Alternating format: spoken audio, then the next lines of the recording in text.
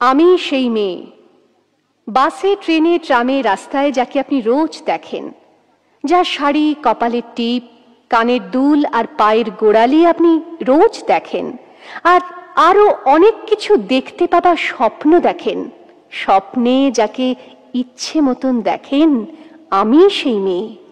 বিহারের প্রত্যন্ত গ্রামে দিনের আলোয় যার ছায়া মারানো আপনার ধর্মে নিষিদ্ধ, আর রাতের গভীরে যাকে বস্তি থেকে তুলে আনতে পাইক বরকন্দাজ পাঠান আপনি, আর সুসজ্জিত বিছানায় যার জন্য অপেক্ষায় অধীর হয় আপনার রাজকীয় লাম্পট্য, আমি সেই মেয়ে। আমি সেই মেয়ে, আসামের চা বাগানের ঝুপড়ি কামিন বস্তি থেকে যাকে আপনি নিয়ে যেতে চান সাহেবী বাংলোয় মধ্যরাতে, ফায়ার প্লেসের ঝলসে ওঠা আলোয় মোদির চোখে দেখতে চান যার অনাবৃত শরীর, আমি সেই মেয়ে। রাজস্থানের শুকনো উঠোন থেকে পিপাসার জল আনতে যাকে আপনি পাঠিয়ে দেন 10 মাইল দূরের সরকারি ইদারায়, আর 20 মাইল হেঁটে ক্লান্ত বিধ্বস্ত যে রমণী ঘরা কাঁখে ঘরে ফিরলেই যাকে বসিয়ে দেন চুলার আগুনের সামনে আপনার রুটি বানাতে, আমি সেই মেয়ে। আমি সেই মেয়ে যাকে নিয়ে আপনি মগ্ন হতে চান গঙ্গার ধারে কিংবা ভিক্টোরিয়ার সবুজে কিংবা সিনেমা হলের নীল অন্ধকারে, যার চোখে আপনি এঁকে দিতে চান ঝুটো স্বপ্নের কাজল, আর ফুরিয়ে যাওয়া সিগারেটের প্যাকেটের মতো যাকে পথের দুপাশে ছুঁড়ে ফেলে আপনার ফুল সাজানো গাড়ি শুভ বিবাহ সুসম্পন্ন করতে ছুটে যায় শহরের পথে।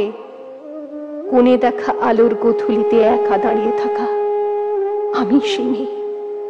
আমি সেই মেয়ে, এমনকি দেবতাও যাকে ক্ষমা করেন না, অহংকার আর শক্তির দম্ভে যার গর্ভে রেখে যান কুমারীর অপমান, আর চোখের জলে কুন্তি হয়ে নদীর জলে ভাসিয়ে দিতে হয় কর্ণকে, আত্মজকে। আমি সেই মেয়ে।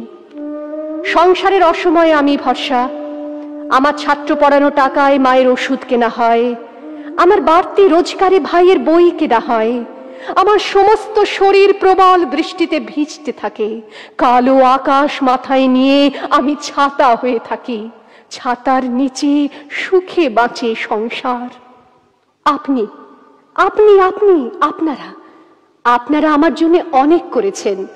সাহিত্যে, কাব্যে, শাস্ত্রে, লোকাচারে আমাকে মা বলে পুজো করেছেন, প্রকৃতি বলে আদিক্ষেতা করেছেন, আবার শহরগঞ্জের কানাগলিতে ঠোঁটে রং মাখিয়ে কুপি হাতে দাঁড় করিয়েও দিয়েছেন।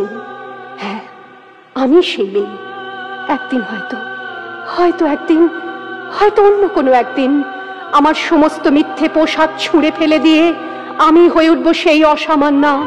খোলা চুল মেঘের মতো ঢাকবে আমার খোলা পিঠ, দু চোখে জ্বলবে ভীষণ আগুন, কপাল ঠিকরে বেরোবে ভয়ঙ্কর তেজরশ্মি, হাতে ঝলসে উঠবে সেই খড়গ, দু পায়ের নুপুরে বেজে উঠবে রণদুন্দুভি, নৃশংস অট্টহাসিতে ভরে উঠবে আকাশ।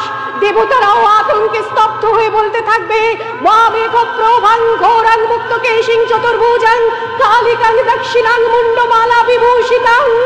বিভৎস দাবানলের মতো আমি এগোতে থাকবো, আর আমার এগিয়ে যাবার পথের দুপাশে মুন্ডহীন অসংখ্য দেহ ছটফট করতে থাকবে। সভ্যতার দেহ, প্রগতির দেহ, উন্নতির দেহ, সমাজের দেহ। হয়তো আমি সেই মেয়ে, হয়তোবা।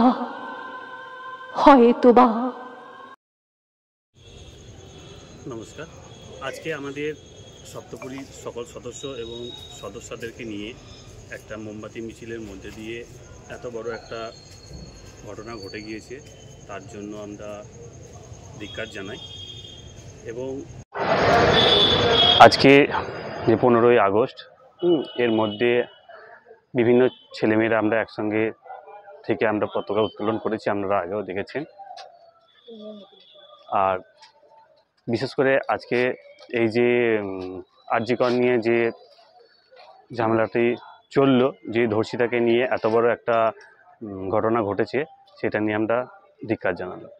আমাদের সপ্তপুরী স্বেচ্ছাসেবী সংস্থার পক্ষ থেকে কোনো রাজনৈতিক রং ছাড়া আমাদের আজকে কান্দি শহরে সমস্ত সপ্তপুরী স্বেচ্ছাসেবী সংস্থার সদস্যদের এবং কিছু গুণীজন ব্যক্তিদের নিয়ে এবং কিছু যারা স্বেচ্ছায় এগিয়ে এসেছেন আমাদের কিছু